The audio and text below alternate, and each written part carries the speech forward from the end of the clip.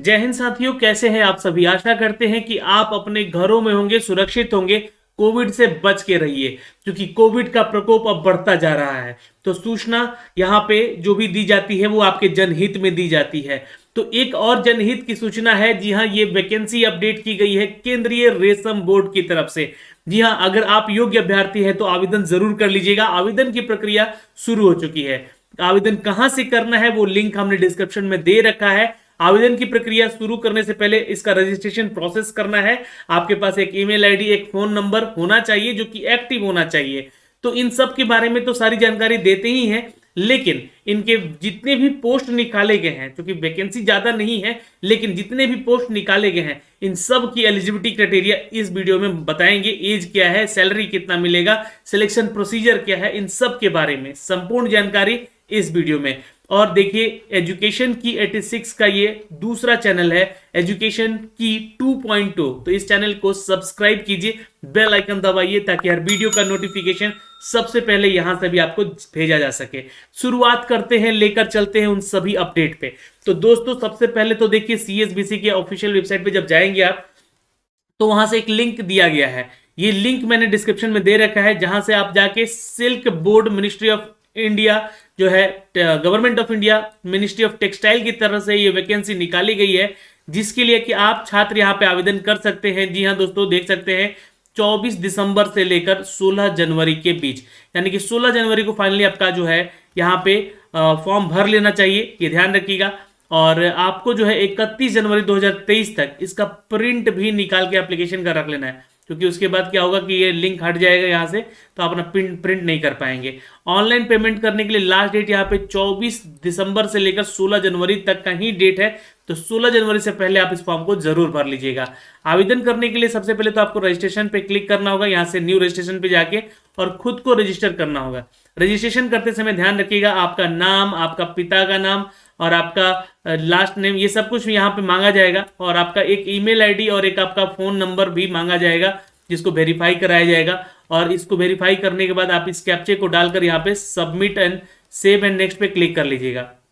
यहाँ से जैसे ही आपके पास इंफॉर्मेशन सेव होगी, आपके मोबाइल पे और ईमेल आईडी पर एक ओटीपी भेज दिया जाएगा, जिससे कि आप दोबारा लॉग इन कर सकें। लॉग इन करने के बाद आपका ये पेज ओपन होगा दोस्तों, जो कि होगा फोटो और सिग्नेचर का, जहां से आप अपनी फोटो और सिग्नेचर, जो भी बैंकिंग सेक्टर का पिक साइज होता है ना फॉर्म भरने समय, वही यहाँ पे लिया गया है।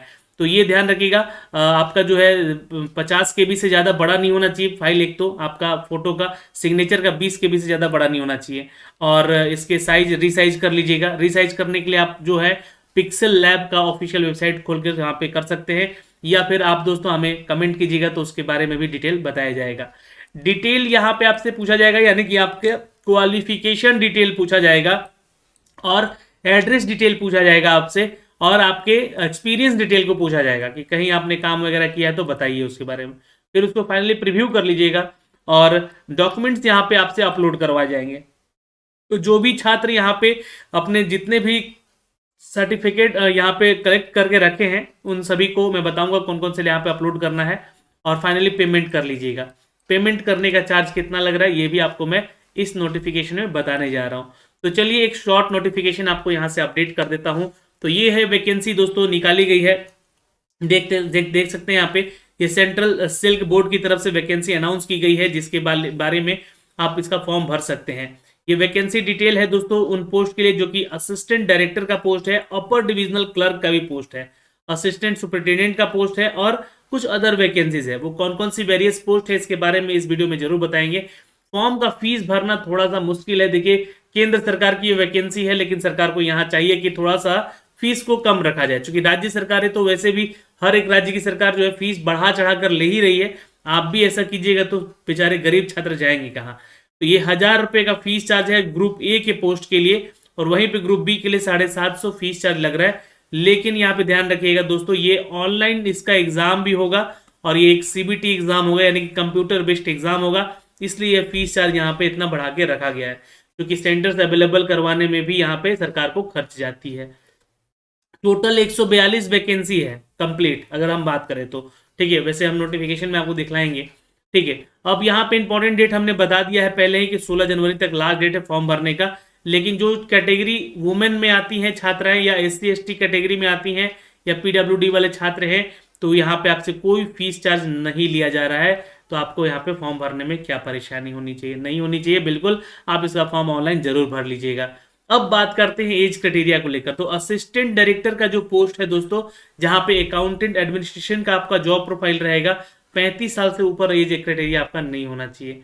और असिस्टेंट सुपरिटेंडेंट के लेकर यहाँ पे लाइब्रेरी और इंफॉर्मेशन असिस्टेंट, जूनियर ट्रांसलेटर जो कि हिंदी में, और जूनियर इंजीनियर और स्टेनोग्राफर, ये ग्रेड A1 में है ना, ग्रेड 1 में आपको इंक्लूड की गई है। इसमें आपका जो है 30 साल से एज क्राइटेरिया ज्यादा बड़ा नहीं होना चाहिए। यहाँ पे नॉट एक्सीडिंग द 30 ईयर यहाँ पे लिखा गया है साफ साफ चीजें। ओके, अब यहाँ बोला जा रहा है कि for the upper divisional clerk और स्टेनोग्राफर के लेकर, जो कि ग्रेड 2 का ये पोस्ट है, और ये कुक का वैकेंसी है यहाँ पे भी दोस्तों साथ में। तो ये 3 पदों की वैकेंसी को लेकर यहाँ पे 18 से लेकर 25 साल तक का एज क्राइटेरिया आपका होना चाहिए। अब यहाँ पे बात करें, कंप्यूटर प्रोग्रामर की भी पोस्ट है, असिस्टेंट सुपरिटेंडेंट का भी पोस्ट है जो कि टेक्निकल के लिए है। तो यहाँ पे उनका जो है 30 साल से एज कम होना चाहिए, यहाँ पे आपका एज क्राइटेरिया बताया गया है। अब फॉर द फील्ड असिस्टेंट का भी पोस्ट है यहाँ पे, तो उसके 25 साल होना चाहिए। और जिस भी कैटेगरी में आप अप्लाई करेंगे, अगर आप SC ST से या OBC से आते हैं तो आपको यहाँ पे एज में रिलैक्सेशन भी दिया जाएगा as for the Indian government rule. जी हाँ दोस्तों, आपको बता दें कि ये जितने भी पोस्ट हैं यहाँ पे, जो कि मैं आपको अपडेट करने जा रहा हूँ, जैसे कि असिस्टेंट डायरेक्टर का पोस्ट है, जिसके लिए आपका क्वालिफिकेशन, चूंकि 4 पोस्ट है यहाँ पे, CA होना चाहिए, या फिर पोस्ट अकाउंटेंट है ना, या फिर कंपनी सेक्रेटरीट, या फिर MBA में आपकी मास्टर डिग्री होनी चाहिए। इसका संपूर्ण डिटेल नोटिफिकेशन भी दिखलाऊंगा मैं अभी। कंप्यूटर प्रोग्रामर का एक पोस्ट है दोस्तों यहाँ पे, जिसके लिए ग्रेजुएट होना चाहिए आपका कंप्यूटर साइंस में, या मैथमेटिक्स में, स्टैटिक्स में, या कॉमर्स, या इकोनॉमिक, या फिर पोस्ट ग्रेजुएटेड है आप, डिप्लोमा है या MSc है, तो आप आवेदन कर सकते हैं। जी हाँ, असिस्टेंट सुपरिटेंडेंट की बात करें तो 25 पद है यहाँ पे, जिसके लिए सिर्फ बैचलर डिग्री होना जरूरी है आपका यहाँ पे, और ये किसी भी डिसिप्लिन में हो सकता है। असिस्टेंट सुपरिटेंडेंट के लिए भी आपको बैचलर डिग्री होना जरूरी है, और स्टेनोग्राफर के लिए भी आपका बैचलर डिग्री होना जरूरी है। लाइब्रेरी और इन्फो असिस्टेंट के लिए 2 पोस्ट है, इसके लिए भी आपका ग्रेजुएट होना जरूरी है किसी भी डिसिप्लिन में। तो ये सारी डिटेल यहाँ से किसी भी डिसिप्लिन में आपका ग्रेजुएट होने के लिए कहा जा रहा है। जूनियर इंजीनियर की 5 पोस्ट है जो कि इलेक्ट्रिकल डिपार्टमेंट से है, यहाँ पे डिप्लोमा मांगा गया है इलेक्ट्रिकल इंजीनियर में। और जूनियर ट्रांसलेटर का पोस्ट है 4 यहाँ पे, जो कि डिप्लोमा मांगा गया है, और या तो आपके पास मास्टर डिग्री हो, then you can go apply for this post. अब एक पोस्ट है दोस्तों ग्रुप C लेवल का, जहां पे UDC का पोस्ट है, जहां पे 85 पदों की टोटल वैकेंसी है। बैचलर डिग्री होना चाहिए यहाँ पे आवेदन करने के लिए। स्टेनोग्राफर ग्रेड 2 का पोस्ट है 4 यहाँ पे, इसके लिए भी बैचलर डिग्री होनी चाहिए आपका किसी भी डिसिप्लिन में। फील्ड असिस्टेंट के लिए आप आवेदन करते हैं तो 1 पोस्ट है, और कुक के लिए आवेदन करते हैं तो 2 पोस्ट है यहाँ पे, जिसके लिए फील्ड असिस्टेंट के लिए आपका मैट्रिकुलेशन पास होना जरूरी है, या फिर आप डिप्लोमा है सेरिकल्चर डिपार्टमेंट से तो आपको आवेदन करना होगा यहाँ पे।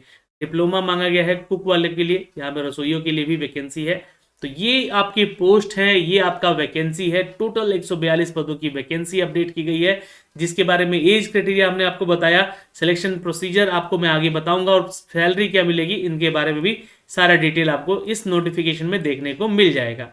तो दोस्तों हम हैं इसके ऑफिशियल नोटिफिकेशन पे, आप चेक कर सकते हैं यहाँ से सारी डिटेल भी आकर। अब ये देख सकते हैं, ये जो वैकेंसी है सेंट्रल सिल्क बोर्ड की तरफ से निकाली गई है, जो कि एक सेचुरेटेड बॉडी है इंडियन गवर्नमेंट की, जिसको कि एक्ट 1948 में ही पार्लियामेंट में इसको जारी किया गया था दोस्तों। CSB है, इनवाइट कर रही है आप लोगों को, जो भी एलिजिबल कैंडिडेट हैं इन सभी वेरियस पोस्ट के लिए आप आए आवेदन करें। जी हाँ दोस्तों, ये टोटल पोस्ट के बारे में हमने आपको बता दिया है कि ग्रुप A में कुल कितने पोस्ट हैं, और यहाँ पे किस तरह का वेरियस पोस्ट है, आप लोग चेक कर सकते हैं। ये सारी डिटेल हमने आपको बता दी। टोटल वैकेंसी यहाँ पे 142 है, जिसके लिए कि आप छात्र यहाँ पे आवेदन करेंगे। अब यहाँ पे दोस्तों नीचे आएंगे, जरा सैलरी की बात कर लेते हैं। जी हाँ, सैलरी यहाँ पे असिस्टेंट डायरेक्टर की दोस्तों देख सकते हैं 56,100 की है, प्लस अलाउंस भी आपको मिलेगा as per the government rule, तो यानी कि मान के चलेंगे 75,000 के आसपास की सैलरी आपकी बनेगी। वहीं पे ग्रुप B का जितना पोस्ट है, जैसे कि कंप्यूटर प्रोग्रामर हो गया, असिस्टेंट सुपरिटेंडेंट हो गया, या फिर आपके असिस्टेंट सुपरिटेंडेंट टेक्निकल में हो गया, स्टेनोग्राफर का हो गया, लाइब्रेरियन का हो गया, जूनियर इंजीनियर का हो गया, या जूनियर ट्रांसलेटर का हो गया, इन सभी के लिए अगर आप सैलरी की बात करेंगे तो लेवल स्केल जो सबका सेम है ना, 7 CPC सॉरी इसका छोड़कर, कंप्यूटर प्रोग्रामर का छोड़ के बाकी सबका सेम है। लेवल 6 के तहत आपको सैलरी स्केल दी जा रही है, 35,400 है, प्लस आपको अलाउंस भी मिलेगा यहाँ पे as per the government rule. जी हाँ, तो ये मान के चलेंगे कि 45 से, जी हाँ, 45,000 के आसपास की सैलरी आपको यहाँ से मिलेगी दोस्तों पर मंथ। लेकिन जो कंप्यूटर प्रोग्रामर है उनको यहाँ पे 44,900 की है, प्लस अलाउंस आपको मिलेगा यहाँ पे, जिसके की सैलरी यहाँ बढ़कर लगभग 55 से 60,000 के बीच में हो सकती है।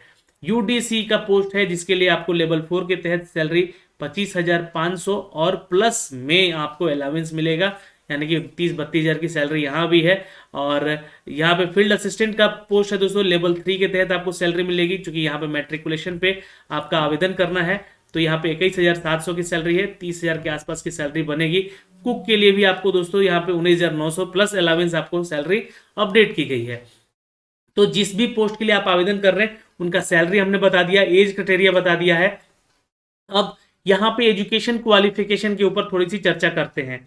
तो असिस्टेंट डायरेक्टर का जो पोस्ट है, एसेंशियल क्वालिफिकेशन आपका मांगा गया है सीए में, है ना, ये ध्यान रखेंगे। Institute of chartered accountant of India है तो आवेदन कीजिएगा, या फिर क्वालिफाइड है आप, जी हाँ दोस्तों, सीए के लिए अगर आपने कोस्ट अकाउंटेंट ऑफ इंडिया का क्वालिफाइड कोई कोर्स किया है तो, या फिर अगर आप क्वालिफाइड है कंपनी सेक्रेटरीट के पोस्ट को लेकर, यानी कि इसका एग्जाम दिए हैं आप लोगों ने, तो यहाँ पे आवेदन करेंगे।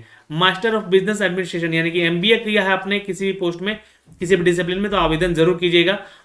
खासकर देखिए फाइनेंस वाले जो छात्र हैं वही आवेदन करेंगे, उनको प्रेफरेंस मिल जाएगा। मास्टर डिग्री अगर आपके पास है कॉमर्स में, है ना, एमकॉम है, तो आप यहाँ पे आवेदन कर सकते हैं।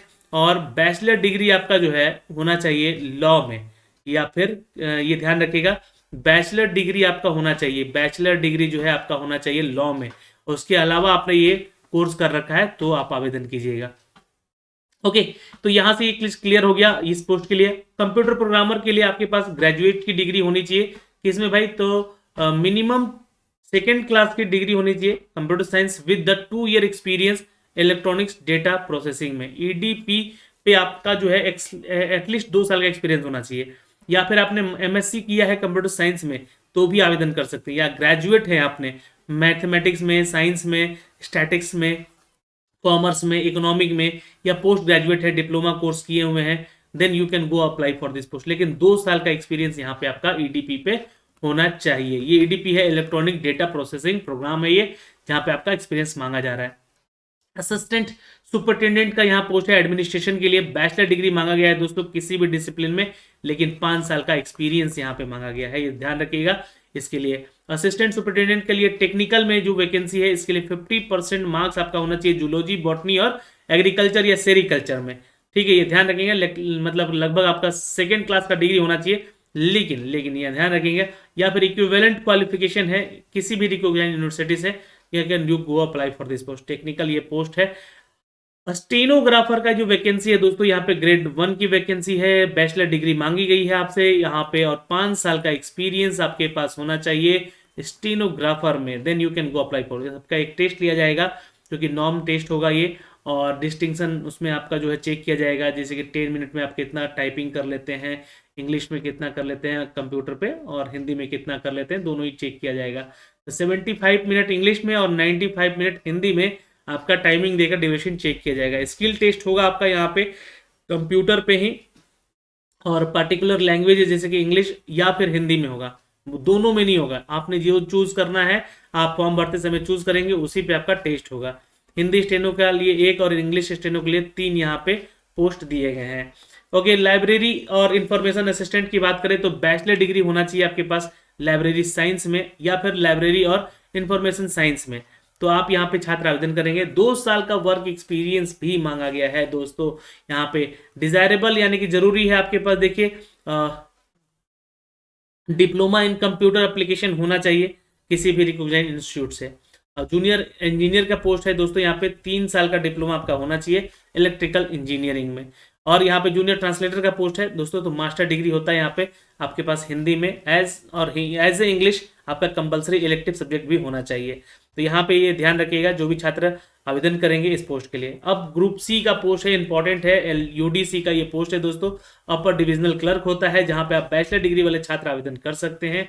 लेकिन यहाँ पे आपके स्पीड टेस्ट की जाएगी 35 वर्ड पर मिनट इंग्लिश में, और 30 वर्ड पर मिनट जो है हिंदी में, या आपका इंग्लिश या फिर हिंदी का टेस्ट होगा आपके टाइप राइटिंग का।